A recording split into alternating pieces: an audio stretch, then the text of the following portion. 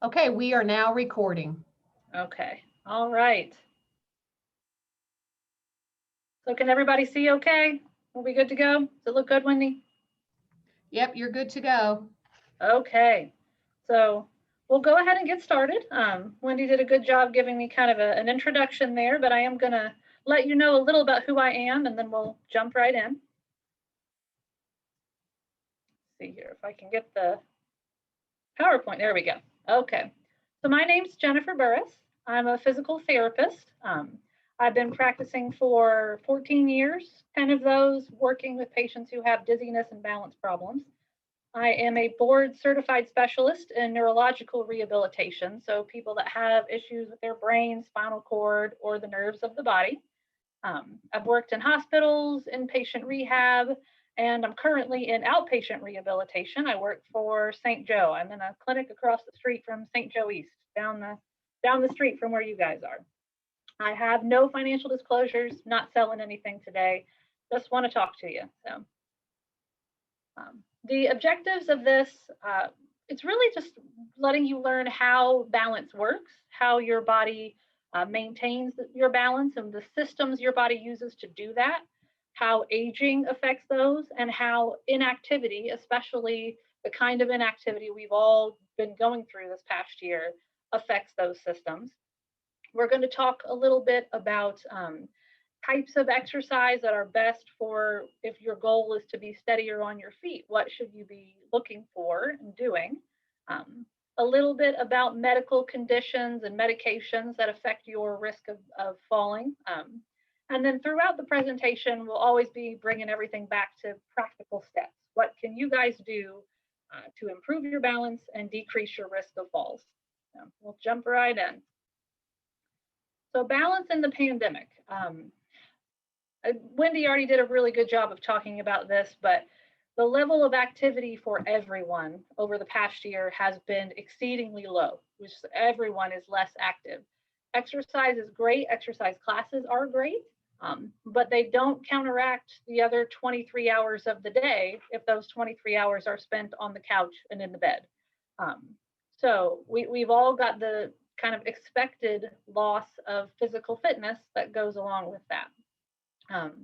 We also have the issue that quite a lot of the sort of routine medical things that people would be doing during the year have not happened or have happened over telehealth instead of happening in person. People have not had eye appointments, they have not seen their regular physician as much.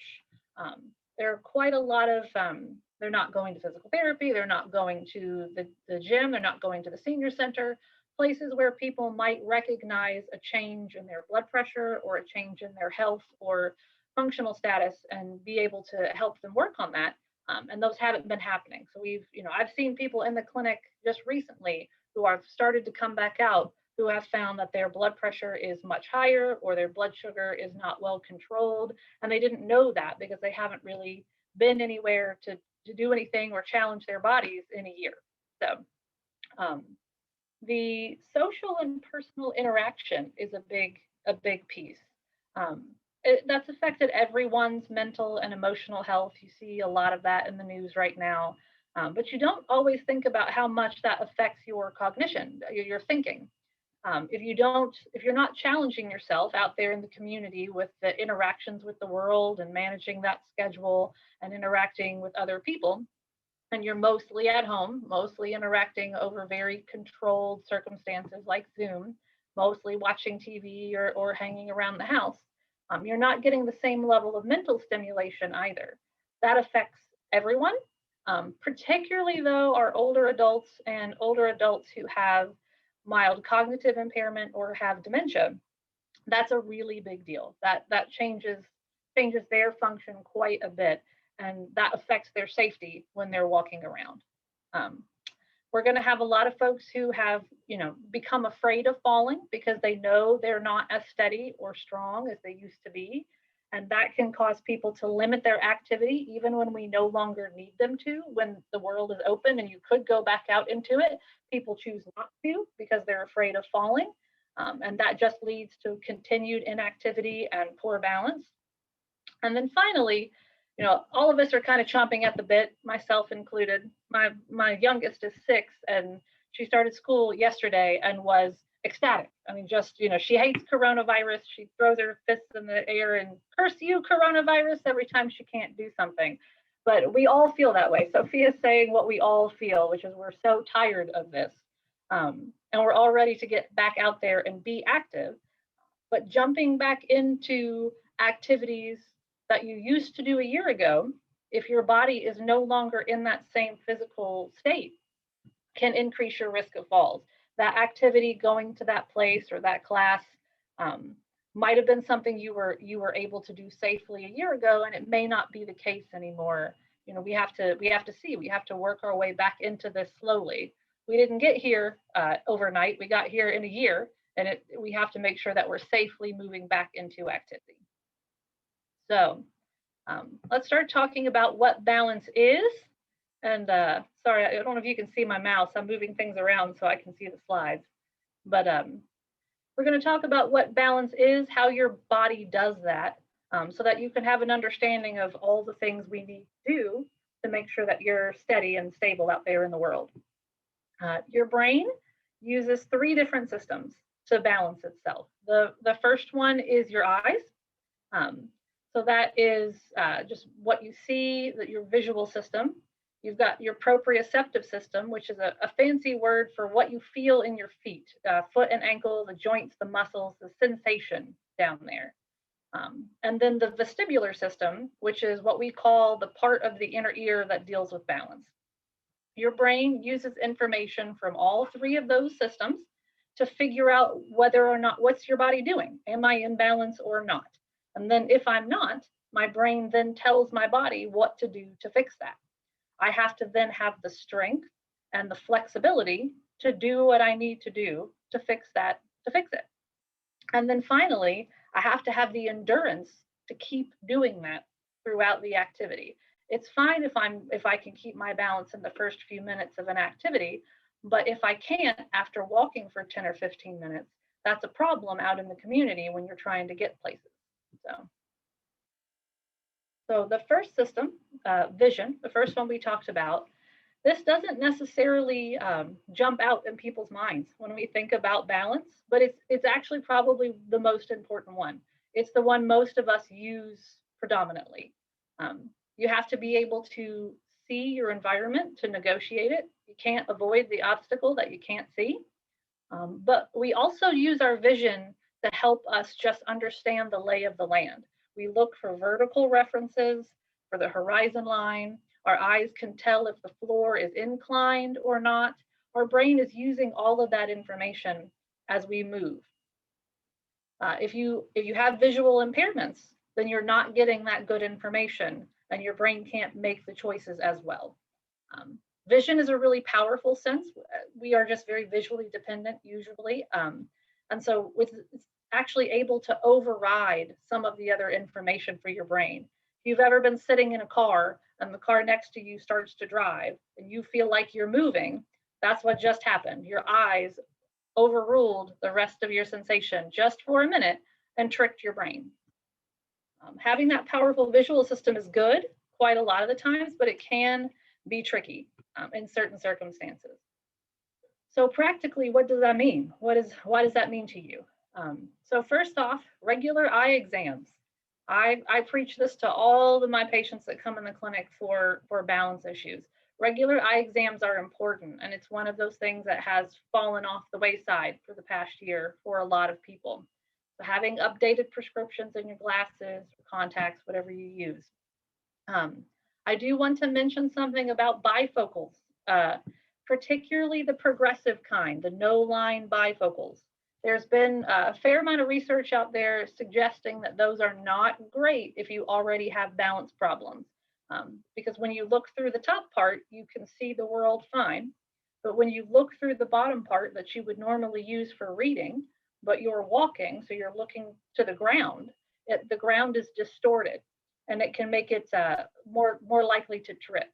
So if you are having balance and falls issues, make sure you talk to your optometrist about that when you see them.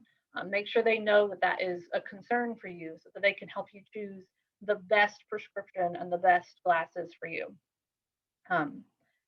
Aside from just seeing the world clearly, your eyes have to be able to move side to side, up and down. Your brain has to be able to process that information. And certain conditions like stroke, brain injury, Parkinson's disease can affect the ability of those systems to work well. And there are exercises and therapy designed to help that. And then finally, if you have visual impairment that can't be corrected, so macular degeneration that's gotten pretty bad, or diabetic retinopathy that's gotten pretty bad, there are also exercises designed to help you use the other systems that we're about to talk about a little bit more. So your brain gets better at using not vision, but the other systems so that you can still have balance. So second system, on from the eyes. Proprioception is the sensation that you have of where your body is in space. I don't have to see my hand to know where it is. I can feel the position that my hand is in. I can feel it move. And that's proprioception. You get this from little receptors in your joints and your muscles and skin. It's really important for balance and for coordinating movements, particularly when we're talking about balance in your toes and your foot and ankle region. This sensation becomes really important when we don't see well. So if it's dark or dimly lit, or if the environment's really busy wallpaper, lots of people walking by at the mall, that's when you are a little more dependent on this type of sensation. So practically, what should we be thinking about here? One, it's good to know if you are at risk of having a problem here. The big one is, we call this peripheral neuropathy. It's damage to the nerves in the feet, kind of out at the ends. And the big thing that tends to cause that, especially in this part of the country, is diabetes. That's the uncontrolled blood sugar is probably the #1 cause of this, especially in this part of the country. So you can also have nerve or spine injury, so long-standing issues with your lumbar spine, which is where the low back, which is where the nerves for your legs come out, or damage to your spinal cord anywhere, can affect the sensation in your lower legs. And so if any of those things are you, it's important that you have that checked. There's ways for doctors, nurses, therapists to check that and see if your sensation is doing well or not. If you have sensory loss, lighting matters a whole lot. We talked about the fact that we tend to be visually dependent, and when we take away our vision, we then need the other systems more. If you don't have this system, then having your vision becomes more important. This is where the whole nightlight thing comes in. I promise you, physical therapists don't make money telling people to buy night lights. No company cuts me in on that, but I've probably sold more than any night light company, asking people to have some way to light the path at night, especially when you're to the bathroom is the big one. Being able to get to the bathroom and see the floor between your bed and the bathroom. It's important for everyone, but if you have sensory loss, this is a must. You have to be able to see the floor. Also, if you have sensory loss, you want to be checking your feet, looking for changes in the joint, loss of muscle, or wounds that you just didn't know were there, blisters, things like that. The inner ear, the vestibular part of the inner ear, has to do with balance as well. You've got the hearing part, and then there's the part that deals with balance, and it detects movement of your head and kind of your position relative to gravity. This is the part of your body that knows gravity, can sense the pull of gravity. This information gets combined with the sensation in your feet and your eyes to help your brain make a map of the space that you're in and your body's position in it, so that you can then move with balance and coordination. If you have problems with the inner ear, the vestibular part of the inner ear, what would that feel like? Unsteadiness, dizziness and lightheadedness, a sense of rocking motion. People will say they feel like they're on a boat. Vertigo is the classic one, and that's spinning. That's the room is spinning around me kind of sensation. And then finally, blurred or bouncing vision. the ears and the eyes work together to keep your vision stable when you're moving. So if you think about like a camcorder, like the old, I'm dating myself, but the camcorders that you used to take video with, if people would walk around with those, the video, if you watch it later, is bouncing as the person moves. That doesn't happen when you walk around because your eyes correct for it. If you don't have a good functioning vestibular system, your eyes don't correct for it. And every time you move, the world moves and bounces with you. And if you look at that list of symptoms, it's not surprising that most people that have problems with this also have problems with nausea, vomiting, anxiety, and difficulty concentrating or remembering things because they feel pretty poorly. So practically, if this is you, if that sounds like something that you have an issue with, the doctor that you want to look into that is an otolaryngologist, which is the word nobody uses, but the fancy name for an ENT. The ENTs are the ones who can do kind of the extensive testing on your ear and your balance systems and help figure out what's going on. And then if need be, there's a specialized form of therapy that PTs and OTs who've had advanced training in it will do that help work on this system, improving your tolerance to movement, keeping your vision stable, and balancing under different conditions. So, all right. So that's the three systems that we've kind of talked about. So now we're going to talk a little bit about how aging and inactivity affect that, right? This is kind of a little list. We're going to jump right in because there's a few things I want to highlight. And the first thing I want to kind of point out is the first thing I say on this page is with age and inactivity. And that's an important thing to notice because aging and inactivity, what they do to the body is very similar.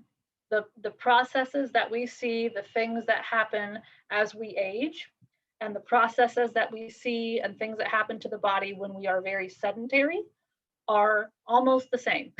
They really mimic each other quite a bit. And so we can't stop aging. We don't want to. We want to keep aging. That's better. But we can deal with inactivity. We can be as active as we possibly can and not add fuel to the fire, basically. As we age, or if we've been very sedentary, the processes that your brain goes through to take all that information we just talked about, eyes, ears, feet, your brain has to put all that together into a picture and have an understanding of where your body is in your environment. That process, that putting all the pieces of the puzzle together to get the picture doesn't work as well, and it doesn't work as quickly when we age and when we're really sedentary. This can affect your balance, obviously. It also means you tend to have to think more about your balance because it's a little slower. Now we have to think about walking. We have to think about going up that step and consciously pay attention to it when we used to be able to be thinking about something else as we did that task. All of that can increase your risk of falls. Eyesight declines as we age. Everybody, kind of knows after 40, the eyeballs just sort of go downhill. The two big ones that tend to affect your fall risk are susceptibility to glare, so that kind of being light blinded. Headlights coming off a car at night, or sunlight coming in through a window into the house that's very bright. Those things can temporarily blind you, and that's much more likely to happen to the older eyeball than it is to the younger one. And then a real big one is poor depth perception. Our ability to see edges and kind of gauge depth of things decreases as we age. This is why we paint curbs yellow, because if you have gray sidewalk, gray curb, gray street, there's nothing for your eye to really latch on to, and it can be very difficult to see the curb and to judge how high the curb is. So we paint it yellow so it stands out nice and bright, and then it's much easier for everyone's eyes to see it. These changes in your eye can cause you to kind of misinterpret the lay of the land, misjudge a distance, and this can lead to falling. The feedback in your feet, even if you don't have neuropathy or any of those conditions, just as we get older, The arthritis and the swelling and the flexibility changes in your foot and ankle can change that sensory feedback a little bit, and it's not quite as good as it used to be. And the final kick in the pants, the inner ear organs actually degrade slightly as we age. They kind of break down a bit, and so that makes us more prone to certain conditions. BPPV is that, if you've ever heard of it, it's that the rocks, the crystals in the ear with the spinning vertigo. That's much more common as we get older because of that change in your inner ear. So what should we do about all of that, right? Was not a lot of good news, but there's things that you can do. What should personal fitness or therapy programs for balance, what should they look like? What should they address to make sure that you're doing everything you can be to be as fit and active and safe as you can? And I write at the bottom here, I have to say that this is not a personalized medical assessment. Obviously, this is general recommendations for everybody out there. To help you just make sure that you are hitting all the areas that you should be to get the best out of your body. So strength and flexibility. Strength is the foundation. It doesn't matter if I'm falling if I don't have the strength to do anything about it. So lower body and core strength, particularly kind of the toes, foot, and ankle region, and the hips and the core are extremely important for your balance. Also, having the strength in the kind of upper part of your core, your upper back, to have a good upright posture is really important. We see this a lot with people who have had a surgery or they've been kind of sedentary for a while. Maybe they've had to use a cane or a walker, and they're trying to get off of that cane or walker. They're still leaning forward a little bit. Not a lot, just a little. You can still walk. It seems fine. The problem comes when you get kind of hit from behind, pushed forward. You now have, because you were already leaning forward, you have less time to react to that. That couple of milliseconds might not seem like a lot to you, but to your brain, it's a lot of time. Enough time to get that foot out there and take a step and catch your balance versus falling. So having a good upright posture is important as well. So some example exercises strength-wise that you should be thinking about. This gentleman's doing a standing heel and toe raise.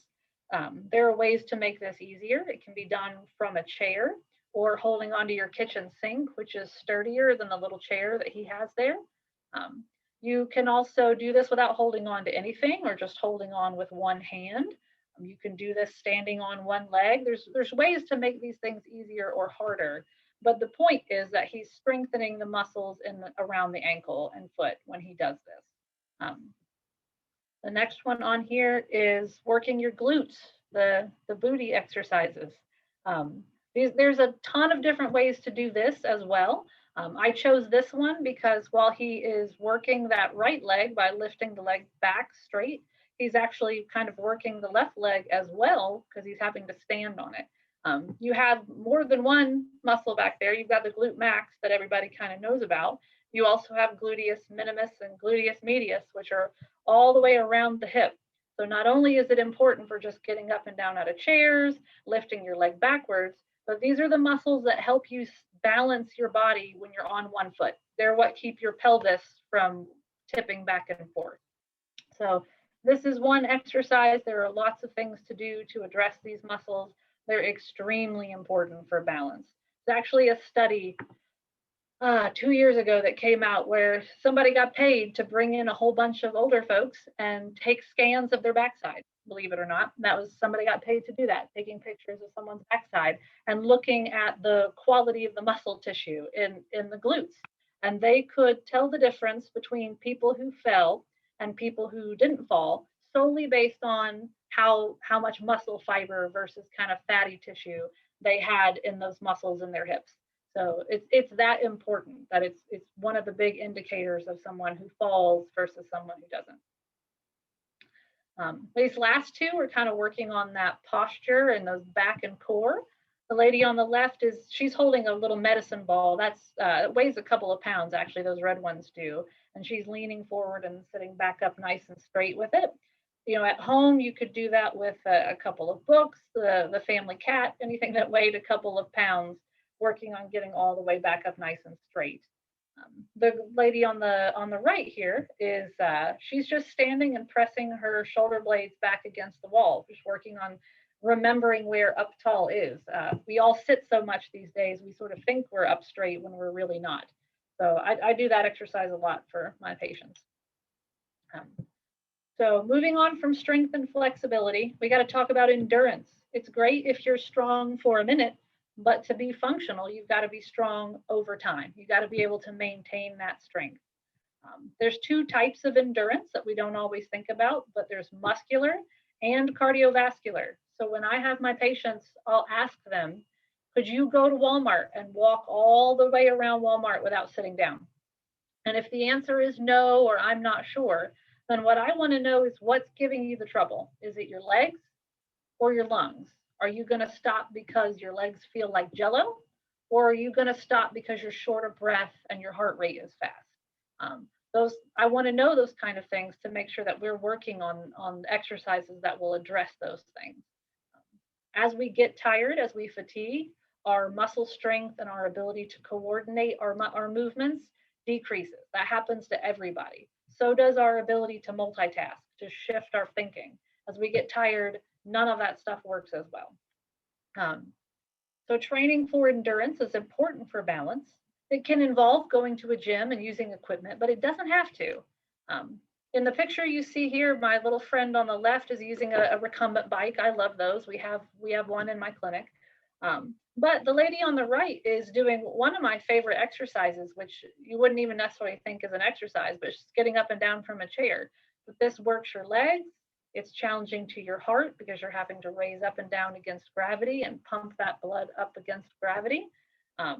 So oftentimes, if I want to do this for endurance, I'll ask a patient to get up and down from the chair as many times as they can in 1 minute and then stop, and they'll get 30 seconds or a minute of rest, and then we'll do it again, 1 minute, as many times as they can safely, and then a rest, and we'll do rounds of it that way. And I can promise you, I can get anyone to break a sweat with just this exercise as long as they're moving as fast as they safely can. And you don't need any equipment but a chair, and you can do it in your house. So there are ways to work this no matter where you are. And so moving on from strength and endurance, now we get to the balance specific part of things. What should a program that's geared towards balance be looking at? There are exercises that are designed to kind of improve your body's reaction to losing your balance. So you can see my little man down here at the bottom. He's kind of swaying at the ankle. That's one reaction people can have. The muscles in the foot and the ankle kind of kick in and activate. There is the gentleman kind of swaying at the hips. If it's a little bit bigger push, then your hips may move forward and back. And then finally, if it's a big enough push, you'll actually take a step. You'll actually have to take a step to catch your balance again. So our body chooses that strategy, that reaction, based on the direction we get knocked off balance, how we're standing when we get knocked off balance, and how forcefully, how big the push was that knocked us off balance. All of those movements are reflexes. We don't think about that. Our brain does it on its own. And we can use exercise to improve our body's reaction timing. We can be faster and more efficient. Our brain can get better at activating these reflexes and activating them correctly and efficiently. So some examples. This lady is showing you examples of what we call narrow base of support. So having your feet close together or not having a nice steady base when you stand.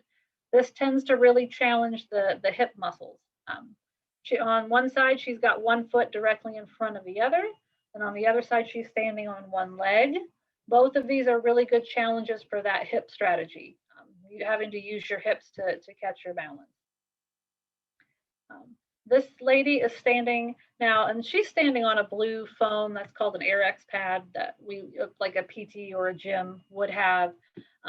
My patients call that the blue foam of doom. They don't love that thing. But at home, I'll have my patients do this with like a pillow or a couple pillows or a couch cushion, all that works really well. So she's just standing on here, and that extra squishiness of the surface is making her ankles work harder. It's also challenging that sensation in her feet. So in this picture, she's got her eyes open and she's just standing there. But you can make this harder by trying to close your eyes and do that without the visual input, or putting your feet in a different position. All of this kind of working to challenge your balance, thinking about that foot and ankle region a little bit more. Here's an example of the eyes closed. In this picture, the patient is standing, the person is standing in a corner. That's what that's supposed to look like. In order to be safe, they're standing in a corner behind them so that if they lose their balance, nothing happens. But they're just standing in a normal position, eyes closed, and challenging their other sensory systems. So we talked a little about, what do you do if one system's not working? Well, we work on your brain getting better at using the other forms of information, the other systems your brain relies on. And so that's what this person is doing. They've got their eyes closed, and so they're leaning more on that vestibular system and the sensation in their feet, and challenging their brain to get better at that. So, and then finally, when we're talking about balance programs, there's a couple things I wanted to throw in at the end. Because balance is not just, standing on one foot. That's not really functional. That's not really what we do in day-to-day life. So there is a difference between, for your body, a challenge that you are anticipating and one that you aren't. So there's a difference between I'm standing and someone's going to throw something at me and I've got to catch it and steady myself, and I'm walking through Kroger and someone bumps into me and I lose my balance. Those are different scenarios as far as your brain is concerned. And so we do have to try to address both things. The reacting part is harder to do on your own. It's hard to surprise yourself at home, but therapy things would work on that. Also, exercise classes that kind of keep you moving, that are going to introduce novel movements, things you've not done before.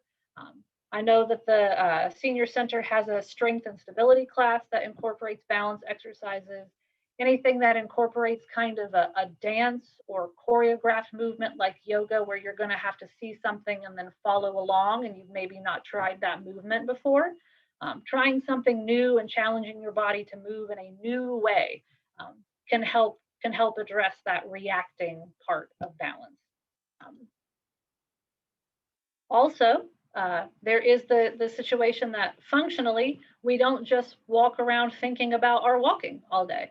When I'm walking into Kroger's to buy groceries for the week, I am not thinking about walking into Kroger's. I'm thinking about, did Todd eat all of the chips, and what will the kids eat for dinner this week, and what time do I have that's what I'm thinking about. Not, okay, I got to walk across this pavement and then step up this curb, and okay, the curb cut is not level, so I've got to watch that. I'm not thinking about those things when I walk. That's functionally, I'm thinking about something else. And I only think about my balance when I need to, when something has challenged it. So this is difficult as we get older, that ability to shift attention. We don't really multitask. You're not ever really thinking about two things at once. Your brain is kind of putting everything else on the back burner, and that's running kind of in the background. And you're mostly just thinking about one thing, and then you shift what you're thinking about based on your needs. That shifting is less flexible as we get older. And then certain conditions like stroke and brain injury, but big one here, Parkinson's disease. This is really challenging for patients that have Parkinson's disease, to be able to do things while thinking about something else. So making sure that when we are doing balance activities, that we are challenging our minds while we're moving occasionally. Physical therapists, we do weird things. I have a test where actually we walk with people and I just ask questions. And if the person has to stop walking to answer the question, I know that that's a problem, that they should be able to walk and answer the question at the same time. And that's a nice way to start out addressing these things.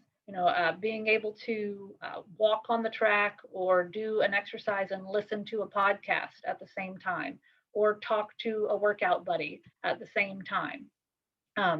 On here, I've listed some things that people can do on their own. And I write on here, safety first, balance exercises you have already mastered, and that's important. You should not be trying to add an extra challenge on top of something that's already hard for you to do.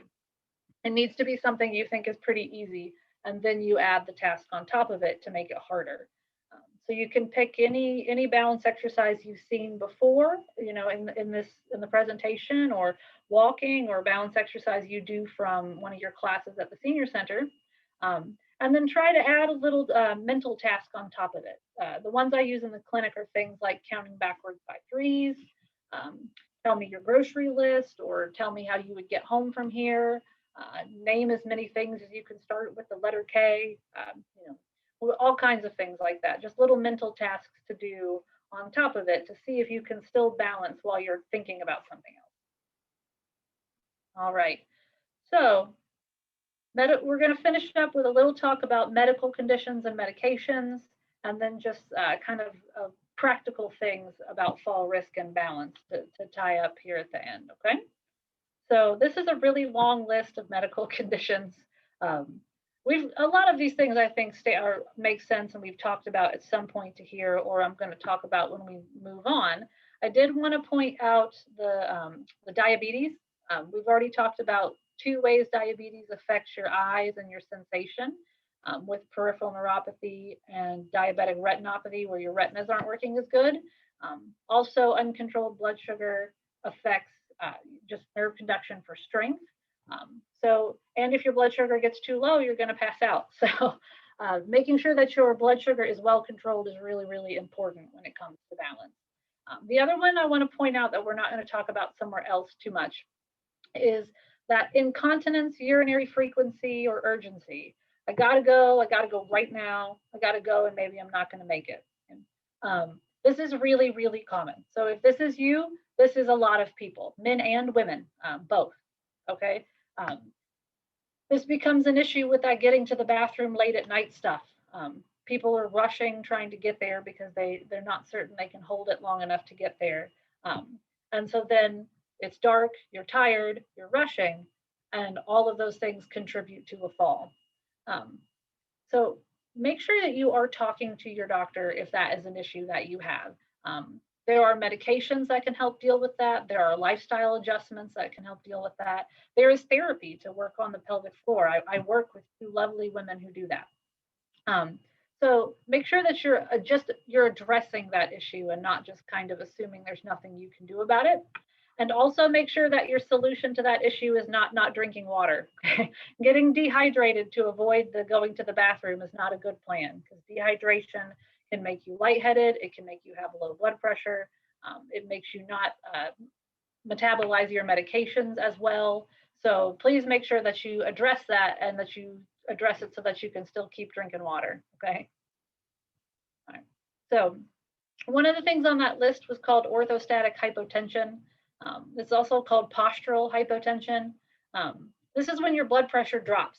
So you go from laying down to sitting up, or sitting up to standing, and you get dizzy, you get lightheaded, nauseous, clammy, maybe you get a headache. This is usually worse first thing in the morning or right after you've eaten a big meal, because that's when your blood pressure is naturally the lowest. When that happens, low blood pressure, you can get dizzy and you can fall. So what should you do about that if that's you? You've got to talk to your doctor, for one, so they can review your medications. This is a common side effect of medications. You're going to change your position slowly, and especially if you've been laying down for a while, maybe exercise those legs a little bit, get the blood pumping before you change positions. You want to have something kind of steady to hold on to when you first get up, and maybe wait a moment when you first get up before you start walking. Make sure that you're staying well hydrated, okay, so that your blood pressure is staying at a good level. And then hot baths could sometimes make this worse, and sleeping with your head elevated sometimes makes it better if you are really struggling with this first thing in the morning. So medications, that's a long list, and honestly, it's probably easier to tell you medications that don't cause falls than it is to tell you about medications that do increase your fall risk. But the big ones, the big thing to remember is that any medication that's making you sleepy or sluggish or slower is going to increase your fall risk. So obviously sleep medications, anxiety medications, anything that affects your mood, even some antidepressants can increase your risk of falls. Um, Opioid pain medications are really bad for this. And then any over-the-counter medication that has the letters PM, Tylenol PM, any of those things. If it says PM in the title, it's got an antihistamine in it, and it will make you sleepy. And so those are medications that are going to increase you're more likely to fall while you're taking them. Benadryl is an antihistamine. People take that to fly because it makes them, sleep. Same thing. And medications that your doctor may give you for vertigo or motion sickness, this seems counterintuitive. Like they gave it to you because you're dizzy, but they tend to be sedatives. So they tend to increase people's fall risk if they're used for a very long period of time. And then I didn't even list them all because there's so many, but any medication that affects your blood pressure or your blood sugar, okay? If they're too high and out of control, you're running the risk of damaging systems that affect your balance. If they're too low, you're going to pass out. So any of these medications could contribute to a fall risk. So practically, what does that mean? One, you need to be talking to your doctor about the fact that you are concerned about your balance. They need to know. We can't help you with things we don't know are problems for you. Make sure that your doctor or whoever your primary care person is, that they know all of the medications that you take, including over-the-counter, vitamins, supplements, all of it. They can interact, and we need to know that. So somebody has to be checking in on that stuff. Okay. Time of day matters when you take a medication. So if your doctor knows that a medication is making you feel sluggish or you feel like you're unsteady on your feet, they may choose to change a time and have you take a medication before bed instead of taking it during the day. There are things that they can do to help with these interactions to make you feel better if they know that it's a problem. Please take your medications as prescribed. There's a fall risk that comes from trying to wean yourself up or down on medications if you don't know what you're doing and it interacts with something else. And please drink plenty of fluids. I've said that again, but if you get dehydrated, your kidneys are not flushing out the medication and it can build up in your system and cause problems. So make sure that you are, if falls or balance is a concern for you, that you've at least talked to your doctor and addressed this issue. So home safety and kind of key points for the end here. Got a little list in here, a little checklist. You guys can go back and see it since they're going to post this presentation to look through the list if you want to sort of think about your own homes. But being proactive is really important. I can't tell you how many times I've stood in a hospital room with the patient who's had a surgery or they've been ill and they've been in the hospital for a while, and now we're going to do therapy and we're talking about them going home. And the patient starts telling me, yeah, I live in well, my house has 3 stories and my bedroom is up here and my bathroom is down there. And I've got 12 steps to get there and 10 steps to get there. And I have 4 steps to get into my house and there's no rail on those. And the story keeps going. And you're as the physical therapist, I'm standing there thinking, how are we ever going to get you home? Like, how are we going to do this safely? So making some plans about how can I make my home as safe and accessible as possible? And it doesn't have to be a big overhaul. A lot of times some small changes can make a big difference.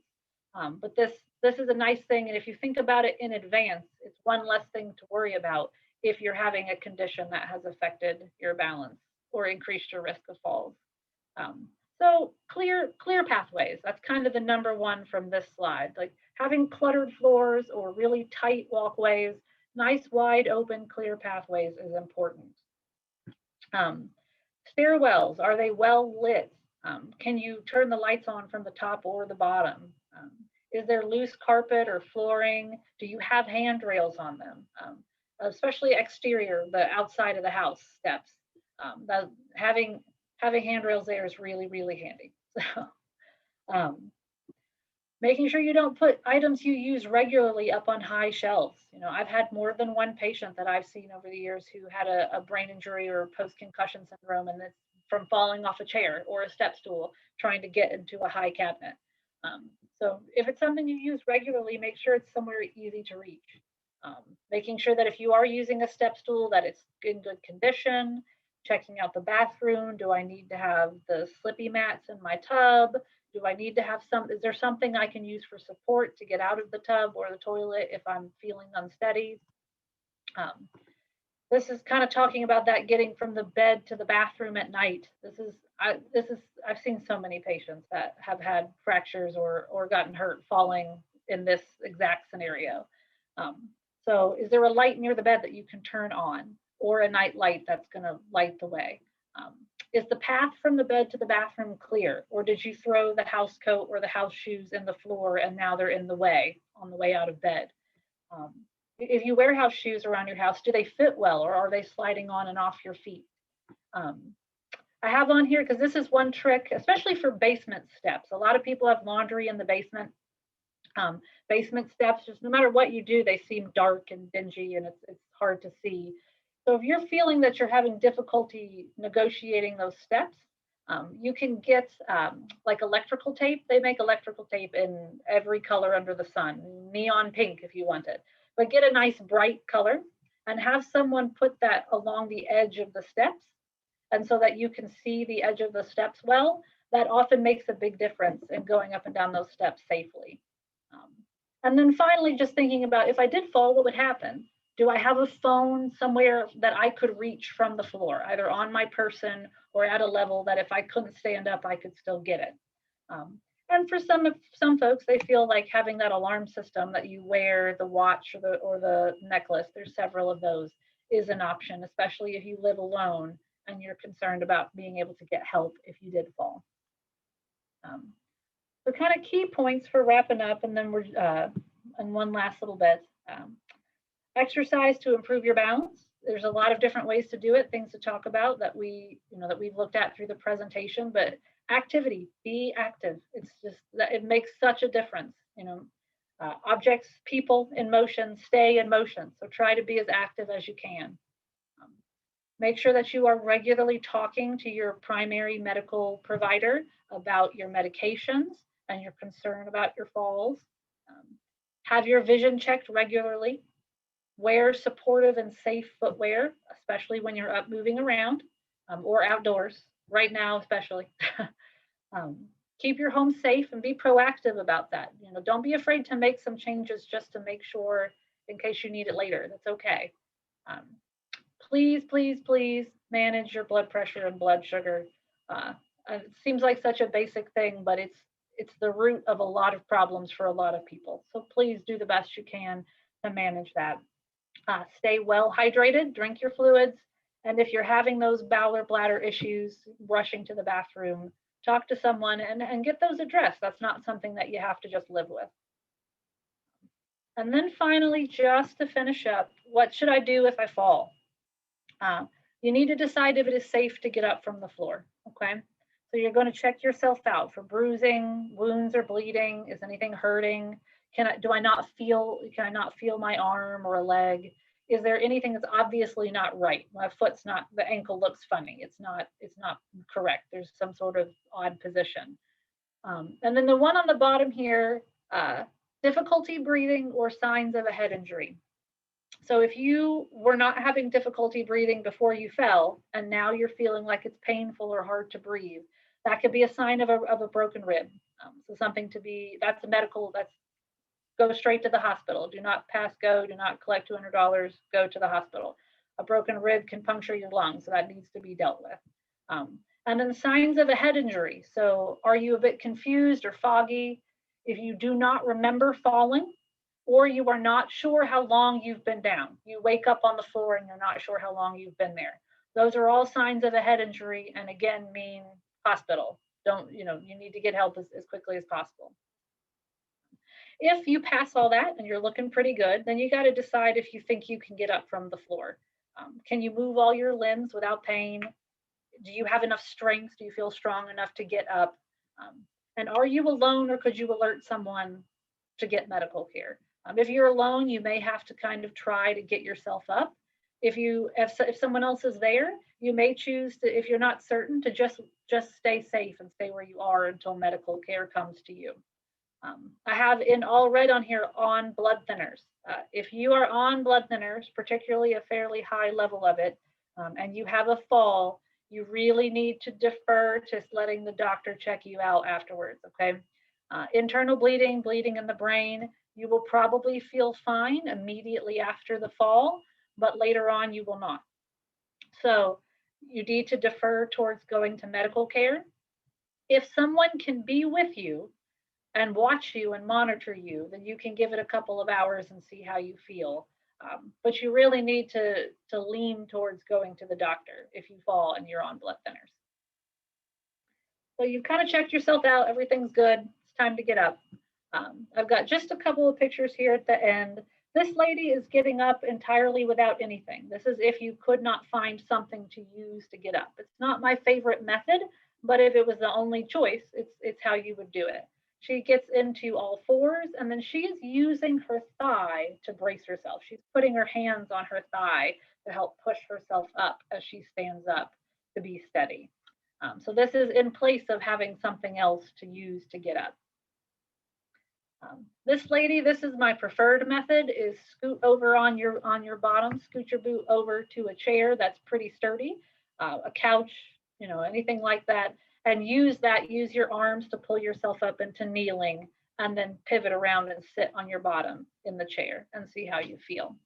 And then finally, if you are one of those folks who can't kneel, who putting pressure on your kneecaps does not work, this lady, this is very smart when I saw this. This is from, I think, an Australian group.